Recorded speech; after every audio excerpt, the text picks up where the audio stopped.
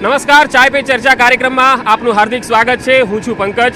આજે અમારી ટીમ પહોંચી છે ચરોતર નગરી આણંદમાં. આણંદના વિદ્યાનગરમાં અમે પહોંચ્યા છીએ, જ્યાં યુનિવર્સિટી સરદાર પટેલ યુનિવર્સિટી નામની એક ઓળખ આ વિસ્તારની હોય તો એ આ યુનિવર્સિટી છે. સરદારની ભૂમિ પણ કહેવાય છે આણંદ. હવે આણંદના લોકો સૌથી વધારે વિદ્યાનગરમાં જ્યાં ચા પીતા હોય તો એ આ છે મોટા બજાર સર્કલ. મોટા બજારમાં અહીંયા સૌથી વધારે યુવાનો આવે છે. અહીંયા આવતા જતા લોકો પણ સૌથી વધારે ચા પીવે છે.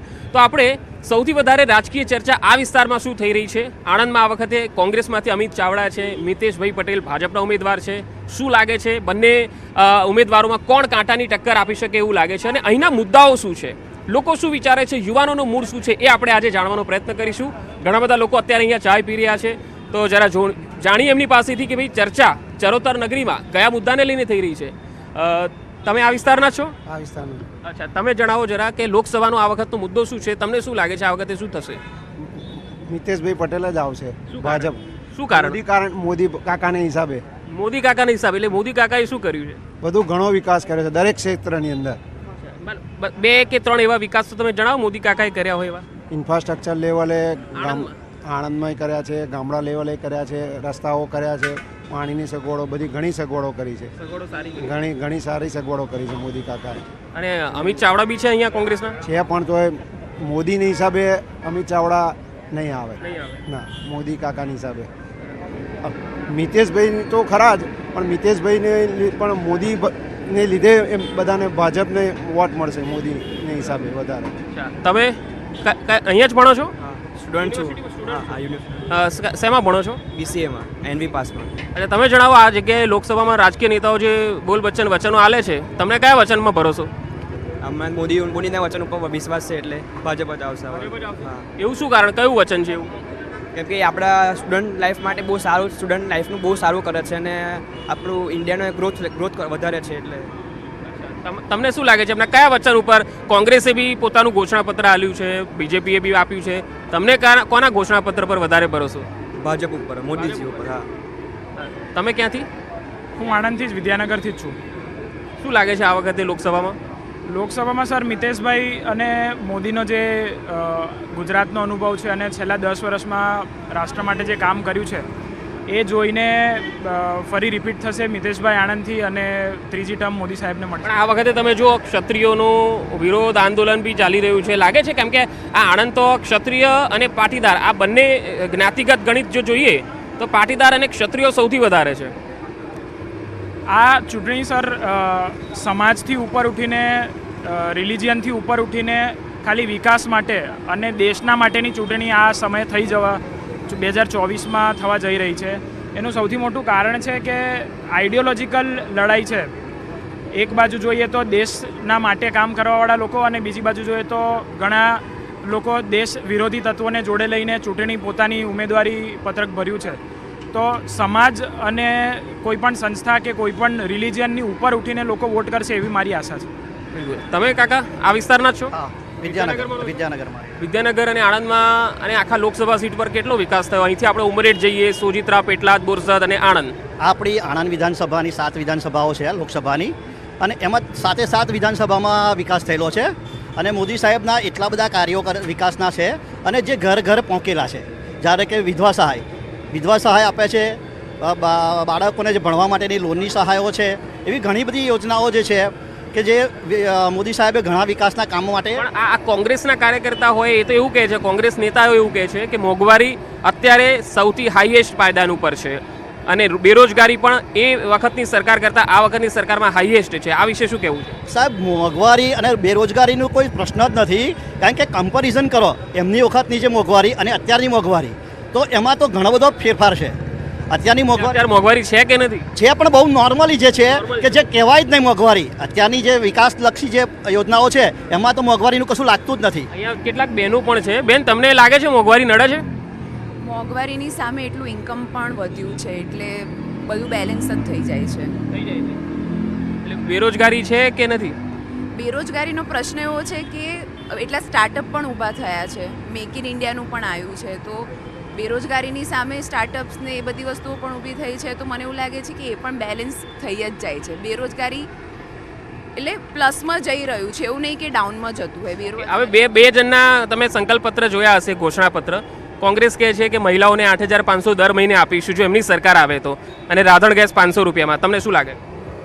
એટલે 8,500 ને જે વર્ષ દરમિયાન લાખ રૂપિયા આપશે તો એ વસ્તુ પ્રેક્ટિકલી પોસિબલ નથી લાગતું. અને એ ઉપર જોવા જઈએ તો બીજેપીએ ઉજ્જવલા ગેસ યોજના છે એવી ઘણી યોજનાઓ દ્વારા મહિલાઓને અને દરેક ગરીબ પરિવારોને આર્થિક સહાય માટેના કાર્યો તો કર્યા જ છે. તો ભાજપનું સંકલ્પપત્ર અને કોંગ્રેસનું ઘોષણાપત્ર આપણે કમ્પેર કરીએ તો બીજેપી ઉપર વધારે વિશ્વાસ જાય છે, કેમ કે બીજેપી અત્યાર સુધી 10 વર્ષમાં જેટલા બી પ્રોમિસ કર્યા છે એ બધા કમ્પ્લીટ કર્યા છે, ફૂલફિલ થયા છે. તો આગળ પણ એ પણ નેતાઓ જે છે એ વિસ્તારમાં આવે છે ખરા, મહિલાઓના મુદ્દાઓ ઉપર બોલે છે ખરા? હા, મતલબ અત્યારે આણંદ લોકસભાના આપણે મિતેશભાઈ પટેલની વાત કરીએ તો એ વિસ્તારમાં આવે છે અને કાર્યો પણ ગ્રાઉન્ડ લેવલ પર થાય છે. તમે કાકા ક્યાંથી? અમે આણંદથી. હું આણંદથી છો? આ વખતે શું આણંદના મુદ્દાઓ શું છે? હવે તો મને ચૂંટણી વિશે તો બહુ કોઈ ખાસ આઈડિયા નથી. ચૂંટણી વિશે આઈડિયા નથી, પણ આણંદનો મૂળ સમસ્યા શું છે? આણંદમાં ટ્રાફિકની સમસ્યા વધારે છે. ટ્રાફિકની સમસ્યા વધારે. બીજો કયો મુદ્દો છે સડક પર જે સોલ્વ ના થતો હોય? બીજું વરસાદમાં પાણી બહુ ભરાય છે વિદ્યાનગર રોડ પર. વિદ્યાનગર રોડ પર ને બધું વરસાદમાં પાણી ભરાય છે અને ટ્રાફિક છે. કાકા બીજો તમારા બસ એ પાણી મેન પાણી ભરાય છે. નેતાઓ વિસ્તારમાં આવે ખરા? ના, એક ચૂંટણી વખતે આવે છે. ચૂંટણી વખતે કેમ્પેનિંગ કરવા આવે છે બસ. કેમ્પેનિંગ કરવા. હા બસ. અચ્છા, સૌથી વધારે ગપ્પા કયા નેતાઓ મારે, કઈ પાર્ટીના મારે? હવે એવું તો બોલી શકાય એવું નહીં. ડર લાગે છે? ડર લાગે છે? હા લાગે કોનો લાગે. ડર લાગે? બસ હવે એનાથી વિશેષ આગળ તમે કાકા કહો, સૌથી વધારે સાચું વચન કોણ આપે છે, ગપ્પા કોણ મારે? ગપ્પા કોઈ મારતું નહીં, પણ આવતા જ નહીં પછી ગપ્પા મારવાનો સવાલ નહીં. આવતા જ નથી ને? કોઈ નેતા આવતા નથી એવું કેવું છે. કાકા તમે આ વિસ્તારના છો? હા. નેતાઓ આવે છે વિસ્તારમાં? હા, આવે છે. આવે છે? કયા નેતા વિસ્તારમાં આવે છે? અમિતભાઈ આવે છે, મિતેશભાઈ આવે છે? મિતેશભાઈ આવી ગયા હમણાં. મિતેશભાઈ આવે છે. અચ્છા, કામો થાય છે ખરા વિસ્તારમાં? થાય છે. થાય છે? ઓકે, હવે આપણે આ બાજુ પણ કેટલાક યુવાનો છે. આ તો શશીભાઈ છે, આ વિસ્તારના સંગીત અને કળા ક્ષેત્રે એક સારું નામ ધરાવે છે, એ પણ અહીંયા ચા પીવા આવ્યા છે. શશીભાઈ, પહેલાં તો તમારું સ્વાગત છે. આ ચૂંટણીનો માહોલ છે, શું કહેશો પહેલાં તો? જો કે ચૂંટણીનો માહોલ છે ને એમાં અમારી ચરોતરની વાત જ કંઈક અલગ છે, કારણ કે ચરોતરવાળા બોલે કંઈ કરે કંઈ એવું પહેલેથી રહ્યું છે. અને આ અમારો એરિયા એવો છે કે જેને મુખ્યમંત્રી પણ આપેલા છે. અને આ હિન્દુસ્તાન ના હોત જો કદાચ ચરોતર ના હોત તો ચરોતર માટે એક જ બે જ લીટી ગાવી છે પંકજભાઈ. તો આ છે જીજે તેવી, આ નથી જેવી તેવી, આ છે જીજે તેવી, વટ તો રહેવાનો વાલા, વટ તો રહેવાનો. સરદાર વલ્લભભાઈ અમારી રે શાન છે, અમૂલ ડેરી અમારું રે નામ છે. સરદાર પટેલ ભાઈ અમારી રે શાન છે, વિદ્યાનગર અમારી રે શાન છે. આ નથી જેવી તેવી, આ છે જીજે તેવી, વટ તો રહેવાનો વાલા, વટ તો રહેવાનો. પંકજભાઈ, અમારો ઓલવેજ વટ રહેલો છે ચરોતરવાળાનો અને ઓલવેજ રહેશે, એટલે એના માટે બી અમારું નવું ગીત આવે છે. આની મેં ઘડી ગઈને ખાસ મતદાન માટેની વાત કરીએ તો મતદાનમાં અમારું જે ચરોતરનો માહોલ છે એકદમ ગરમ હોય, કારણ કે આમ ગાંધીનગર અને આમ અમારું નાનું ગાંધીનગર જ કહેવાય ચરોતર, આણંદ વિદ્યાનગર. એટલે અહીંની વાત જ કંઈક અલગ છે. અને આ વખતે આમ એવું કહેવાય કે સરદાર વલ્લભભાઈ પટેલ ના હોત તો હિન્દુસ્તાન ના હોત, અને 400 રજવાડા જો ના હોત તો ક્ષત્રિય એ દાન ના આપ્યો હોત તો આ હિન્દુસ્તાન ના હોત. એટલે આ વખતે અમારી બંને એક પાટીદાર ઊભા છે અને એક ક્ષત્રિય ઊભા છે, એટલે આ વખતની વાત કંઈક નવી થવાની છે. તો આ શશીભાઈ પારેખે પહેલાં તો એવું કીધું છે કે વટ તો રહેવાનો, અને જીજે 23નો વટ રહેવાનો છે, અને બહુ સુંદર એમને કડી કીધી છે.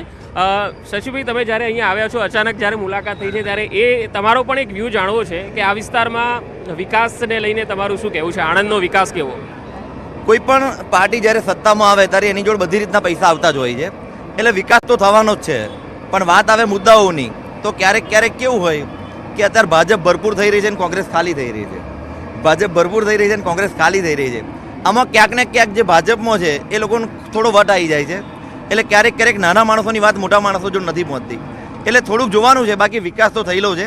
આમે પહેલેથી આણંદની અંદર જે પણ નગરપાલિકા છે, વિદ્યાનગરમાં પણ નગરપાલિકા છે, એ બંનેનું કામ સરસ છે અને આજે પણ એનો વિકાસ તો થયેલો જ છે. તો હવે અમારા દર્શકોને જણાવો જરા, મતદાન કરવા માટેની તમે શું અપીલ કરશો એક લાઈનમાં? એક વાત કહું કે આપણે બધા હિન્દુસ્તાનમાં જન્મ લીધો છે અને મતદાન આપણો અધિકાર છે. એટલે કોઈ પણ પાર્ટી છે, પાર્ટી 5 વર્ષ માટે હશે, કોઈ વ્યક્તિ 5 વર્ષ માટે છે, પણ મતદાન અચૂક કરજો, કારણ કે મતદાન એ આપણો હક છે અને લોકશાહી જીવિત રાખવી હોય તો મતદાન જરૂર કરજો. ગમે તે પાર્ટીને કરો પણ મતદાન જરૂર કહેજો. થેન્ક યુ સો મચ શશીભાઈ, તમે અમારા કાર્યક્રમમાં આવ્યા અને ખરેખર અમને મજા આવી. અમે તો સ્થાનિક લોકોની સાથે ચર્ચા કરતા હતા અને તમારી સાથે મુલાકાત થઈ ગઈ. Thank you so much. Thank you. આપણે અત્યારે રામ મંદિર અને 370 આ બે મુદ્દાઓ જે છે રાષ્ટ્રીય લેવલે બહુ ચર્ચા થઈ રહી છે એની. તમને લાગે છે એનો કોઈ પ્રભાવ અત્યારે દેખાઈ રહ્યો છે? 550 વર્ષની લડાઈ પછી જો કદાચ કોઈ દેશમાં મંદિર બન્યું હોય અને એ ભાવના જે મેજોરિટી લોકો છે, ખાલી હિન્દુ માટે રામ નથી, રામ બધા માટે છે, અને 370ની કલમ હટવાથી એજ્યુકેશન, લાઈફ, પર્સનલ લિબર્ટી જેવા સંવિધાનિક ફંડામેન્ટલ રાઇટ્સ આજે કાશ્મીરી સિટીઝન્સને મળ્યા છે, જે ઇન્ડિયામાં નેશનલ લેવલ સુધી ઇન્ટિગ્રેટ થયા જ નહોતા એમના કોંગ્રેસના રાજમાં. તો આવા મુદ્દાઓ જો એજ્યુકેશન જેવા ફંડામેન્ટલ રાઇટ્સ જો વિદ્યાર્થીઓને મળે, જો ત્યાંના કાશ્મીરના લોકોને મળે અને એક દેશની ભાવના એમનામાં ઊભી થાય, તો આનાથી વિશેષ સારું શું હોઈ શકે? એટલે એ મુદ્દો અહીંયા ચોક્કસ અસર કરે એવું લાગે છે. આ સિનિયર સિટીઝન કાકા છે. કાકા, ચિંતા ના કરશો, ખાલી એટલું કહો મને, આ વિસ્તારમાં કામો થાય છે? કામ તો થાય છે. થાય છે ને? કયા નેતા સારું કામ કરે છે ને કયા નથી કરતા? જો ભાઈ અહીં તો વિદ્યાનગરમાં તો કરે જ છે ભાજપ. અહીંયા કાકા વિકાસ કેવો થયો છે? ખરેખર થયો છે કે પછી શું થવું જોઈએ? એકચ્યુઅલમાં વિકાસ તો પૂરેપૂરો થયો છે. જ્યારે જોવા જઈએ ત્યારે વિદ્યાનગર આણંદ એટલે એક વિદ્યાની નગરી છે. તો અહીંયા સ્ટુડન્ટનો વિકાસ બી છે. સ્ટુડન્ટને જે રીતે મદદની જરૂર હોય, સ્કોલરશિપની જરૂર હોય, એ બી બધું પૂરું પાડવામાં આવે છે. જ્યારે સ્ટુડન્ટ મહેનત કરે છે, સ્પોર્ટ્સ લેવલે હોય કે પછી સમાજ સેવાની બાબતે હોય, હું બી એક સમાજ સેવક છું, તો અમને બી યોગ્ય પ્લેટફોર્મ પૂરું પાડીને સરકાર દ્વારા, અહીંયાની લોકલ નગરપાલિકા છે, અહીંયાના સંસદ છે, બધા દ્વારા બી અમને લોકોને સપોર્ટ પૂરો પાડવામાં આવે છે. તો વિકાસ તો છે, અને જે પ્લેટફોર્મ બી મળવું જોઈએ એ આ વિદ્યાનગરથી અમને લોકોને મળેલું છે, અને અમે બી એક લેવલે પહોંચેલા છીએ. તો આ આપણી અત્યારની જે પ્રેઝન્ટ સરકાર છે ને હજુ આવે, એ બધાને બી નમ્ર વિનંતી છે. એવું લાગે છે કે સરકાર આની આજ આવશે, તમારું શું કહેવું? બિલકુલ સાચી વાત છે.